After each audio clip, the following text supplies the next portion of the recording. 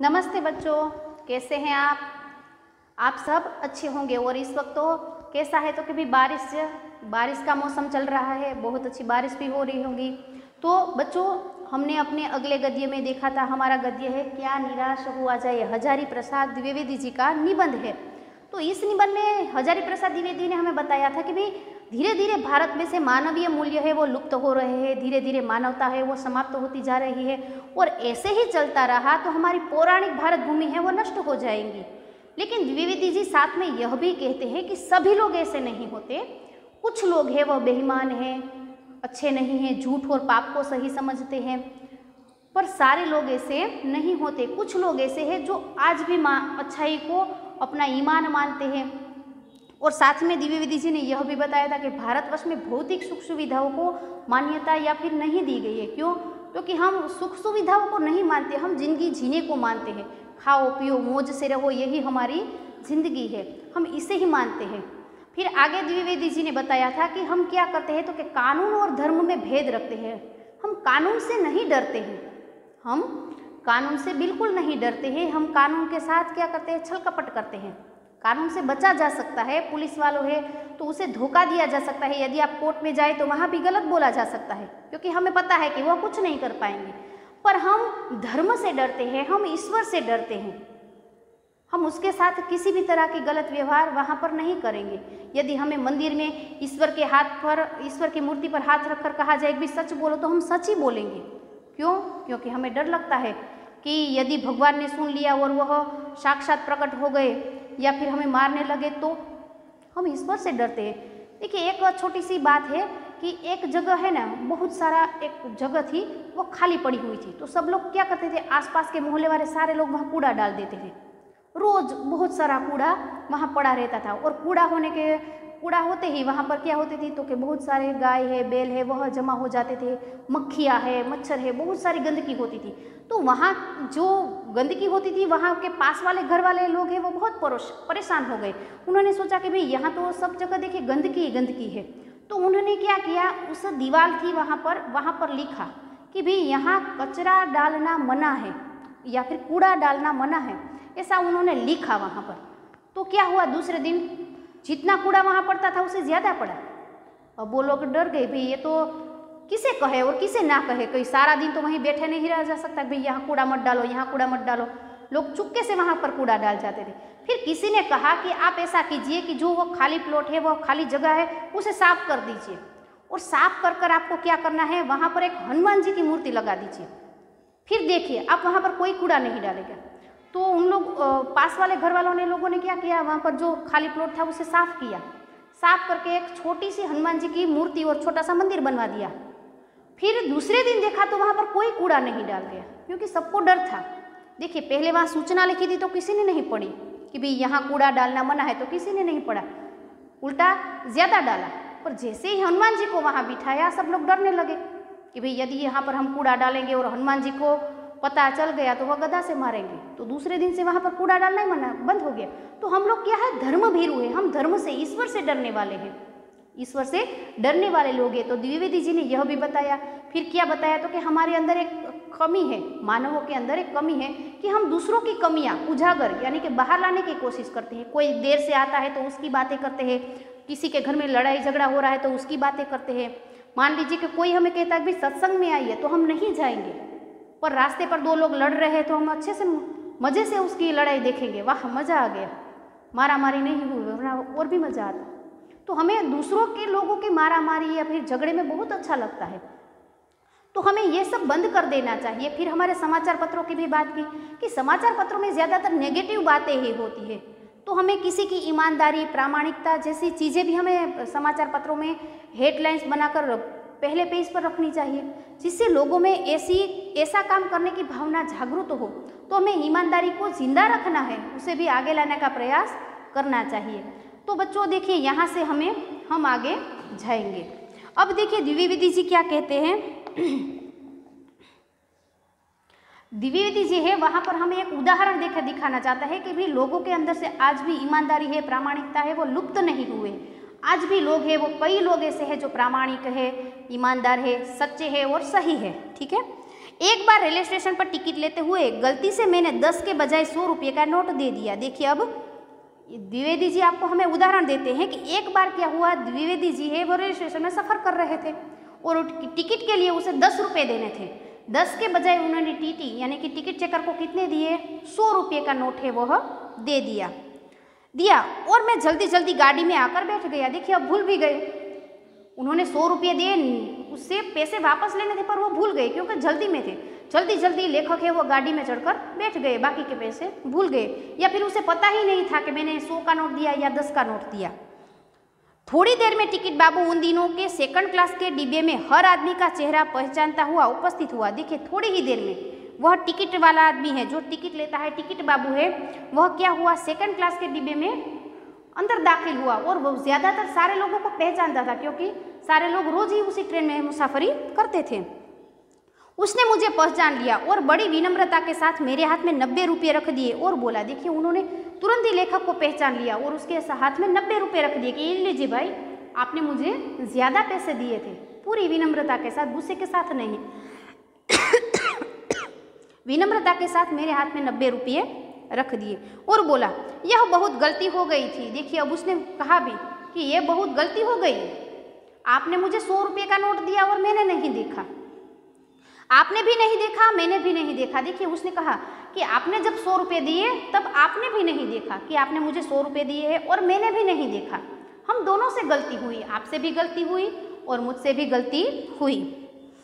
उनके चेहरे पर विचित्र संतोष की गरिमा थी। देखिए जब उन्होंने 90 रुपये लेखक के हाथ में दिए तब उसके चेहरे पर एक अजीब से सुकून था, एक शांति थी कि चलिए मैंने बेईमानी नहीं की, जिसके पैसे थे उसे वापस लौटा दिए। मैं चकित रह गया। देखिए द्विवेदी जी कहते हैं कि मैं तो आश्चर्यचकित हो गया कि ऐसे लोग भी आज हमारे समाज में हैं जो वरना 90 रुपये लेकर चले जाते तो किसी को पता नहीं चलता, लेखक को भी पता नहीं चलता, पर उन्होंने क्या किया, सारे पैसे प्रामाणिकता के साथ उसे लौटा दिए। तो द्विवेदी जी कहते हैं कि मैं तो आश्चर्यचकित हो गया कि ऐसे लोग भी आज हमारे समाज में जिंदा है जो बेईमानी नहीं कर रहे हैं। देखिए यह एक घटना थी। अब दूसरा उदाहरण देकर द्विवेदी जी हमें बताना चाहते हैं कि ऐसे लोग आज भी जीवित हैं। पहला उदाहरण उन्होंने कौन सा दिया, तो कि भाई टिकट बाबू का दिया। अब दूसरा उदाहरण हमें दे रहे हैं, एक बार में कैसे कहूँ कि दुनिया में सच्चाई और ईमानदारी लुप्त हो गई है। देखिए ऐसे लोग जिंदा है, टिकट बाबू जैसे लोग जिंदा है, तो मैं कैसे कह सकता हूँ कि भी आज हमारे भारत देश में से सच्चाई और ईमानदारी है वो लुप्त हो गई है।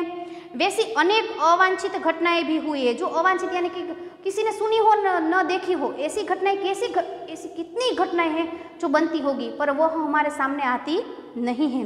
परंतु एक यह घटना ठगी और वंचना की अनेक घटनाओं से अधिक शक्तिशाली है। देखिए पर द्विवेदी जी कहते हैं कि और एक घटना है जो मेरे साथ घटी थी, वह थी ठगी और वंचना यानी कि धोखेबाजी, ठगना यानी कि किसी से कुछ ले लेना, घटनाओं से अधिक शक्तिशाली है। देखिए अब दूसरा उदाहरण हमें देखें, द्विवेदी जी है वह हमें दूसरा उदाहरण देकर बताएंगे कि भी आज भी ऐसे लोग जिंदा हैं।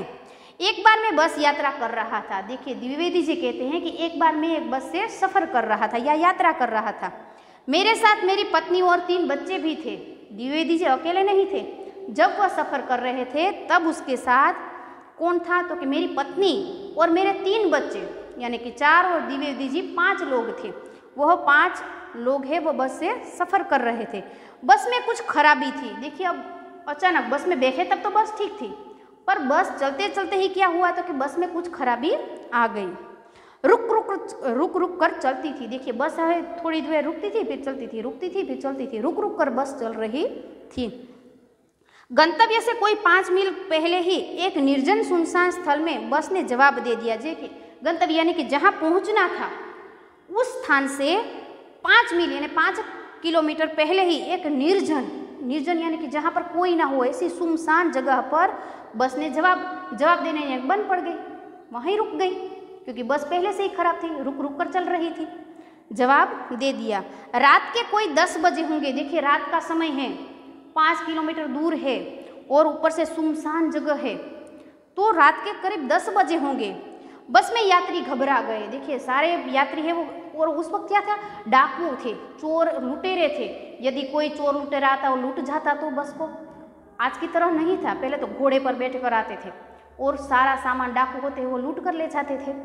तो सारे यात्री थे बस के वो डरने लगे, घबरा गए, अरे अब क्या होगा, एक तो रात, ऊपर से सुनसान सड़क। कंडक्टर ऊपर गया और एक साइकिल लेकर चलता बना। देखिए कंडक्टर ने क्या किया, सीधे ही बस रुकी, कंडक्टर बस से उतर गया और बस के ऊपर चढ़ गया। ऊपर एक साइकिल रखी हुई थी, वो साइकिल उतारी, वो साइकिल रहकर कंडक्टर तो चला गया। अब सारे यात्री और ड्राइवर तो वहीं के वहीं रह गए, बस चल नहीं रही थी। अब क्या किया जाए, लोगों को संदेह हो गया कि हमें धोखा दिया जा रहा है। देखिए लोग डर गए, लोगों को लगा कि भाई यह कंडक्टर है वह डाकुओं से मिला हुआ है, इसलिए खुद भाग गया और हमें यहाँ पर लूटने के लिए छोड़ गया। सारे यात्री डर गए कि अभी कंडक्टर जाएगा और डाकू से कहेगा जाओ बस लूट लो। वहाँ पर सब लोग सुनसान सड़क पर खड़े हैं। बस में बैठे लोगों ने तरह तरह की बातें शुरू कर दी। देखिए अब डर तो सब रहे थे, फिर अंदर बातें होने लगी। एक ने कहा कि भाई अभी डाकू आएंगे, दूसरे ने कहा भाई कंडक्टर भाग गया है, सीधा डाकू के पास गया होगा, उसका हिस्सा होगा, हमसे जो लूटेगा उसमें उसका हिस्सा होगा। किसी ने कहा यहाँ डकैती होती है, 2 दिन पहले ही इसी तरह एक बस को लूट लिया गया था। देखिए किसी ने कहा यहाँ था डकैती यानी डाकुओं द्वारा लूट, किसी ने कहा यहाँ डकैती होती है, 2 दिन पहले ऐसे ही एक बस को लूट लिया इसी तरह सुनसान सड़क पर। परिवार सहित अकेला मैं ही था। अब देखिए द्विवेदी जी कहते हैं कि मेरे 3 बच्चे, मेरी पत्नी और मैं, परिवार सहित मैं अकेला ही बस में था, बाकी तो सब एक एक बैठे हुए थे। एक परिवार के हम 5 लोग थे। सबसे ज़्यादा डर तो मुझे लग रहा था, क्योंकि यदि डाकू आए और किसी को भी मार दे तो मेरे घर के 5 लोग थे। द्विवेदी जी को डर लगने लगा। बच्चे पानी पानी चिल्ला रहे थे। देखिए अब द्विवेदी जी के बच्चे छोटे हैं, वह पानी पानी करके चिल्ला, उसे पानी की प्यास लगी है पर सुनसान सड़क पर पानी लाए कहाँ से, तो पानी पानी कहकर चिल्ला, और उस वक्त तो बिस्लेरी की बोतलें भी नहीं थी, तो पानी पानी चिल्ला रहे थे। पानी का कहीं ठिकाना न था। देखिए पानी कहीं भी मिल नहीं रहा था, क्योंकि रात का समय है, ऊपर से सुनसान सड़क है, जंगल है आसपास, वहाँ कहाँ से पानी लाया जाए। ऊपर से आदमियों का डर समा गया था। ऊपर से सारे आदमियों जो लोग बस में बैठे थे उन सब लोगों के चेहरे पर क्या दिखाई दे रहा था, सिर्फ डर ही दिखाई दे रहा था। सबके डर, सबके मन में, सारे आदमियों के मन में डर समा गया था, सब डर बैठ गया था। कुछ नौजवानों ने ड्राइवर को पकड़कर मारने पीटने का हिसाब बनाया। देखिए कुछ नौजवान, बस में कुछ नौजवान लोग थे, उन्होंने तय कर लिया कि कंडक्टर तो भाग गया, अब ड्राइवर को पकड़ो। वो ड्राइवर को पकड़ लिया और तय किया कि ड्राइवर को पकड़ो और मारो और पीटो, उसे इतना मारो कि वो भाग न पाए। मारने का हिस्सा बनाए। ड्राइवर के चेहरे पर हवाइयाँ उड़ने लगी। देखिए अब ड्राइवर के चेहरे पर हवाइयाँ उड़ना, चेहरे का रंग बदलना, मुहावरा है हवाइये उड़ना, चेहरे का रंग बदलना। ड्राइवर है वो डर गया, उसके चेहरे की जो रंग थी वो फीकी पड़ गई, उसे पता चल गया कि ये लोग मुझे मारेंगे। तो ड्राइवर के चेहरे पर हवाइयाँ उड़ने लगी। लोगों ने उसे पकड़ लिया। देखिए सारे लोगों ने मिलकर उसे क्या किया, पकड़ लिया। वह बड़े कातर ढंग से मेरी ओर देखने लगा और बोला। देखिए वह बड़े कातर यानी कि भयभीत ढंग से, अब वह डर गया ड्राइवर, और द्विवेदी जी की तरफ देखने लगा और बोला, क्या बोला, हम लोग बस का कोई उपाय कर रहे हैं, बचाइए, ये लोग मारेंगे। देखिए अब वह ड्राइवर है वह द्विवेदी जी की तरफ देखकर कहता है कि हम लोग आप सबको बचाने के लिए कुछ प्रयत्न कर रहे हैं, आप मुझे बचाइए, ये लोग मुझे मारेंगे।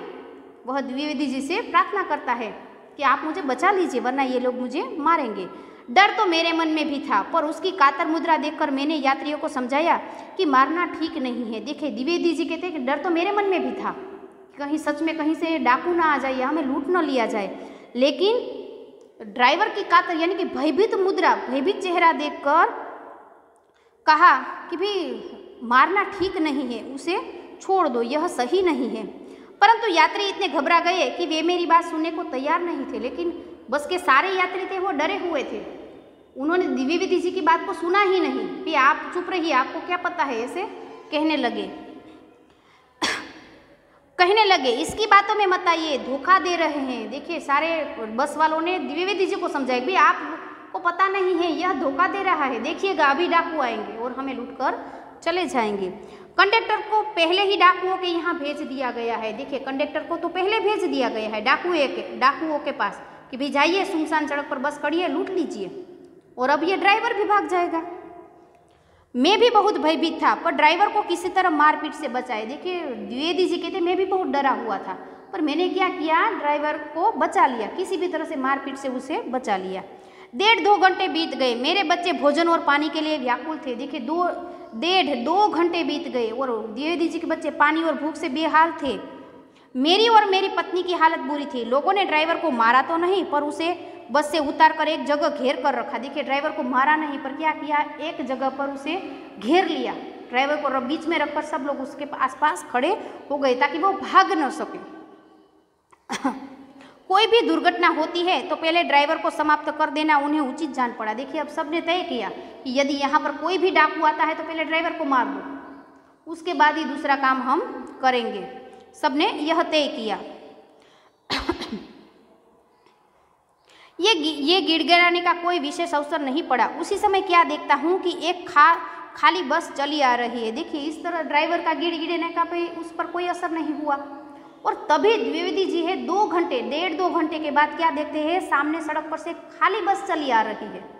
जो बस पूरी तरह से खाली है, उसमें कोई पैसेंजर नहीं है, ऐसी बस है वह चली आ रही है।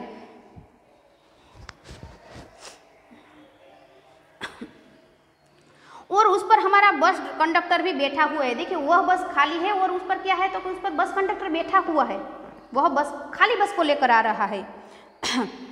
उसने आते ही कहा, अड्डे से नई बस लाया हूँ। देखिए कंडक्टर है वह अच्छा आदमी था, पर सबने उस पर क्या की, तो भी उसने संदेह दिखाया, शंका की उस पर।